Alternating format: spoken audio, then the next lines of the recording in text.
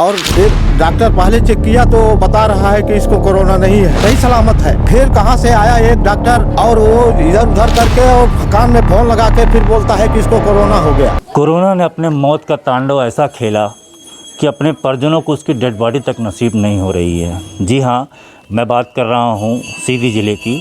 अभी कुछ ही दिन पहले सियावल विधानसभा क्षेत्र के एक लीलवार गांव में एक विश्वकर्मा जो है महाराष्ट्र से आए थे, कोरोना पॉजिटिव पाए गए और उनको जो है जिला अस्पताल रिफ़र किया गया। जिला अस्पताल से फिर वो रीवा के लिए रिफ़र किया गया, जिसमें रास्ते पे उनकी मौत हो गई।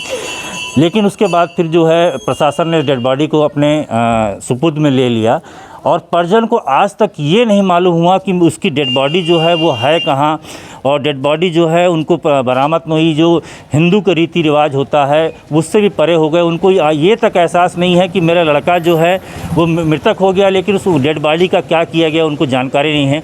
अपनी पीड़ा व्यक्त करने के लिए उनके भाई, उनकी मिसेज और उनके पिताजी हैं मौजूद हैं, जो बार बार हमसे संपर्क कर रहे थे कि अपनी पीड़ा व्यक्त करना चाह रहे थे कि आखिर में उनके बच्चे की डेड बॉडी हुई क्या, कहाँ चली गई उनके बच्चे की डेड बॉडी, क्या किया गया उनके साथ में। ये प्रशासन से वो सवाल पूछना चाहते हैं। आइए हम जुड़ते हैं उनसे। क्या नाम है आपका? विभाकर विश्वकर्मा। जो ख़त्म हुए हैं उनके आप कौन हैं? उनके भाई हैं, हमारे बड़े भाई थे वो, राम सरोज विश्वकर्मा। क्या दिक्कत है, क्या परेशानी है आपको? परेशानी ये है कि वो साथ में लेके आए थे, लेकिन दवा कराने गए तो वो दवा क्या कैसा किए कुछ समझ में नहीं आया।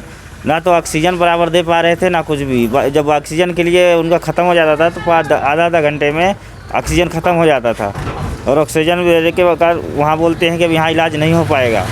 क्या दवा दिए कुछ वहाँ मालूम नहीं। सामने ही हम साथ में ही थे उनके, कुछ भी पता नहीं चल रहा था। लेकिन अभी वो वहाँ से रिफ़र कर दिए रीवा के लिए। रीवा के रिफ़र करने के बाद वहाँ भी कुछ नहीं, ऑक्सीजन भी साथ में बोले कि दे रहा हूँ, वहाँ भी नहीं दे पाए। रास्ते में उनकी डेथ हो गई। फिर वहाँ साथ में बोले कि अब ले चलते हैं चौराहट में दिखा देते हैं। पहले चौराहट में दिखाने के लिए लाए, वहाँ बोले कि अब कुछ भी नहीं रहे। फिर वहाँ से लेके आ गए सीधी ज़िले में। सीधी ज़िले में लाने के बाद वो बोलते हैं कि यहाँ अभी चीर घर में ले जाना पड़ेगा। पहले तो बोले कि शांत रहो, यहीं रहो, अभी बाद में जब होगा। फिर चीर घर का बहाना लगा करके वहाँ से निकाले। हम लोग नहीं सीखा थे। 1-2 घंटे बाद 10-12 गाड़ी पुलिस आई, बल का प्रयोग किया, फिर हमको वहाँ से धक्का मार के हटा दिए। फिर हटाने के बाद में कहाँ ले गए कुछ मालूम नहीं, अभी तक कुछ पता नहीं चल रहा। बोलते 10 मिनट से देंगे, 15 मिनट से देंगे, आधे घंटे से देंगे, और कुछ भी अभी पता चल नहीं रहा है। कितने दिन बीत गए ये? 19 तारीख की बात है, 20 तारीख के दिन की बात है। आप उनकी पत्नी हैं? जी। आप भी महाराष्ट्र में रहते थे? जी। आपका कोरोना टेस्ट हुआ था? जी। क्या रिपोर्ट आई है? उसमें कोरोना नहीं है। कोरोना नहीं। क्या है, आप क्या कहना चाहते हैं? आपके पति की डेड बॉडी, लाश वगैरह कुछ मिली है क्या? कुछ नहीं मिली है। जैसे यहाँ से मिलिया से लेकर मैं गए थे तो दवा क्या नहीं किए हैं। यहाँ बताया कि कोरोना नहीं है उनको, और फिर एक डॉक्टर बोले, एक दूसरा डॉक्टर बोलता है कोरोना है। यहाँ से बोले सीधी लेके जाओ। सीधी लेके गए तो बराबर सिलेंडर बार ख़त्म हो जाता है। एक बार बुलाने के लिए जाते तो 2 बार बुलाने के लिए जाते, 4 बार बुलाने के लिए जाते, और बार नहीं आते। बोलते कपड़े बदलते हैं। कपड़े बदलते फिर गैस ख़त्म हो जाता उसका। फिर 10 मिनट बाद फिर लगाते, बराबर उनको ऑक्सीजन नहीं देते थे। और जिससे दवा लगाए उससे जो उनके सामने हो गए। आपके पति की डेड बॉडी आपने देखा? नहीं देखा मैंने। आपको मिली अभी तक? नहीं मिली। कहाँ है डेड बॉडी? मालूम नहीं कहाँ है कहाँ नहीं है। घर के पिता हैं? जी हाँ, पिता हैं जी। कितने पुत्र हैं? हमारे 3 पुत्र थे, 2 पुत्र ख़त्म हो गए, एक अभी जा रहा है, एक पहले ख़त्म हो गया। मझला छोटा वाला साथ में था। जी, मेरा बड़ा लड़का था। मैंने घर से उसको बिस्कुट और दूध खिला के और शांतिपूर्वक ऑटो में बिठा के इन सबको भेजा, और मिलिया गया तब तक ठीक था सर। और एक डॉक्टर पहले चेक किया तो बता रहा है कि इसको कोरोना नहीं है, सही सलामत है। फिर कहाँ से आया एक डॉक्टर और वो इधर उधर करके और कान में फ़ोन लगा के फिर बोलता है कि इसको कोरोना हो गया है, वो कोरोना। फिर लेके जाओ सीधी गया, वहाँ तक ठीक था। कैसे क्या किया सर, मैं वहाँ था नहीं। और उसको रीवा भेजते समय वो ठीक था, कहे तो कहाँ मनगमा गए, वहाँ फिर वहाँ से इनको धक्का मारा, मेरा थैला तक में नहीं दिया। उसको लावारिस बना दिया, ये कर दिया, वो कर दिया, ये सब काम लावारिस बना दिया? उसी बच्चे को लावारिस बना दिया कि वो जिनके डेट हो और ये हमारे पुतौली सब में यदि उसका नाम तक भी सही नहीं दिया किसी के कहने पर, सिर्फ फ़ोन लगाने के चक्कर में। आपके लड़के की डेड बॉडी क्या आप लोगों को प्राप्त हुई? नहीं हुई सर, क्या आप लोग को अंतिम संस्कार करने के लिए बुलाया गया था? कोई कुछ भी नहीं बताया।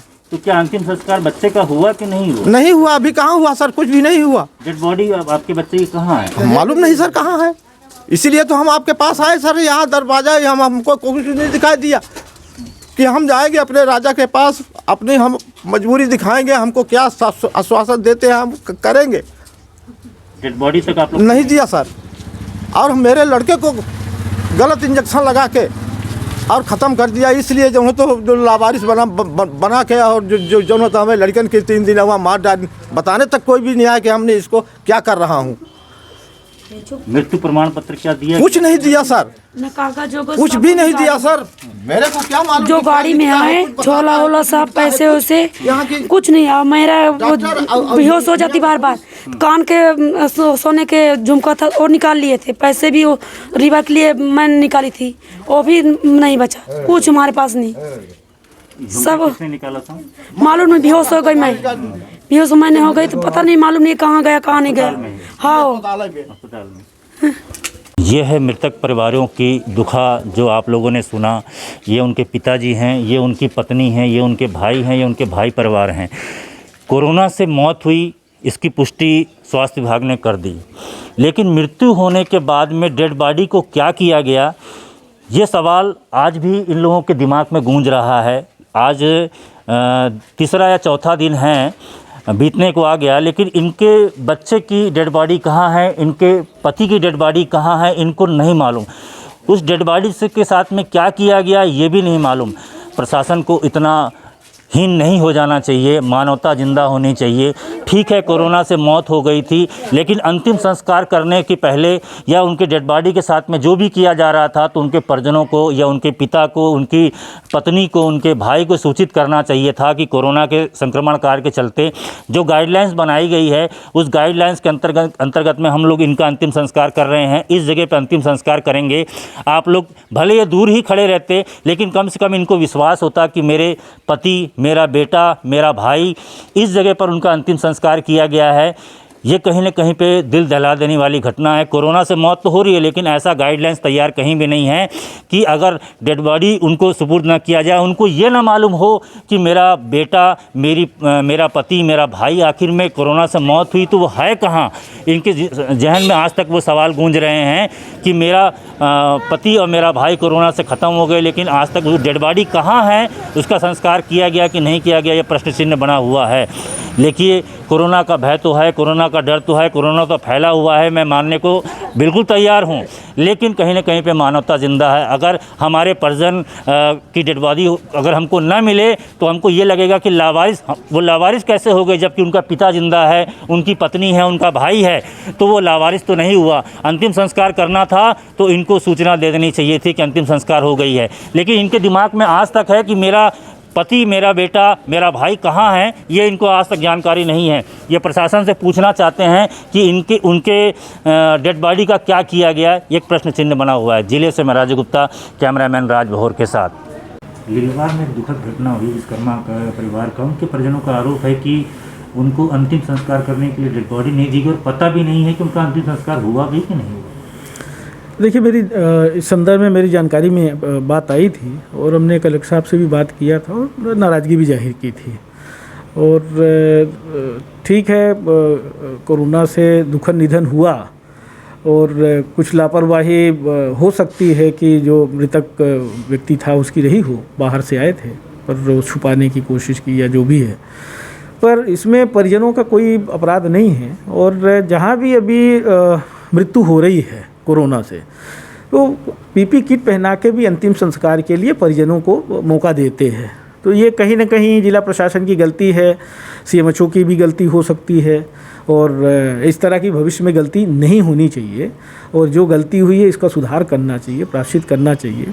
आज जिस तरह की महामारी है, जिस तरह के आपातापी मची हुई है, लोगों का जीवन अस्त व्यस्त हो गया है, गरीब लोग सबसे ज़्यादा परेशान हैं और मजबूरी में लोग काम करने के लिए बाहर जाते हैं और बाहर जाते हैं, फिर पलायन शुरू हो गया, फिर घर आ रहे हैं, बीमार होके आ रहे हैं, तो स्वाभाविक रूप से परिस्थितियाँ मध्य प्रदेश सरकार, केंद्र सरकार की लापरवाही की वजह से इस तरह की परिस्थिति बनी है। साल भर का मौका था, साल भर में बहुत सारी परिस्थितियों को ठीक कर सकते थे, पर देश के प्रधानमंत्री हों या देश के भाजपा के नेता हों, मंत्रिमंडल के सदस्य हों या मध्य प्रदेश के मुख्यमंत्री से लेकर मंत्रिमंडल के सदस्य हों, इनकी प्राथमिकता देश और प्रदेश की आम जनता है ही नहीं। इनकी प्राथमिकता तो सिर्फ और सिर्फ जोड़ तोड़ करके सरकार बनाने की है और इसी खेल में ये लोग लगे हुए हैं।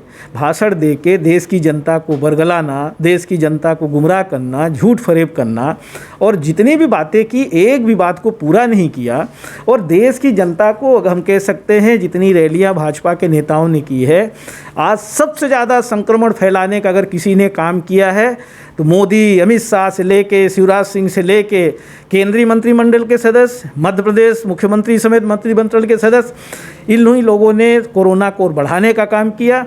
और आज देश और प्रदेश में जो विकराल स्थिति हो गई, न दवाई है, न कोविड सेंटर प्रॉपर चल रहे हैं, पूरी तरह से देश की जनता को एक ऐसे मोड़ पे लाके छोड़ दिया है जिसको ये लोग आत्मनिर्भर भारत नाम दिया है, वो सही है।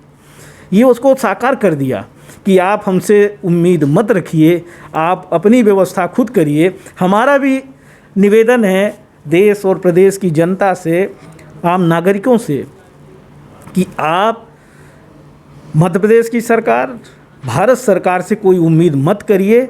इस कोरोना की लड़ाई में आप लोग खुद व्यवस्थित होके खुद कोविड गाइडलाइन का पालन करिए और खुद व्यवस्थित होके आत्मनिर्भर हो जाइए। मध्य प्रदेश सरकार और केंद्र सरकार से किसी भी प्रकार की उम्मीद मत करिए। इसमें एक ही तरीका है कोविड से बचने के लिए, सोशल डिस्टेंसिंग का भी ख्याल रखें, मास्क भी लगाएं, भीड़ में नहीं जाएं।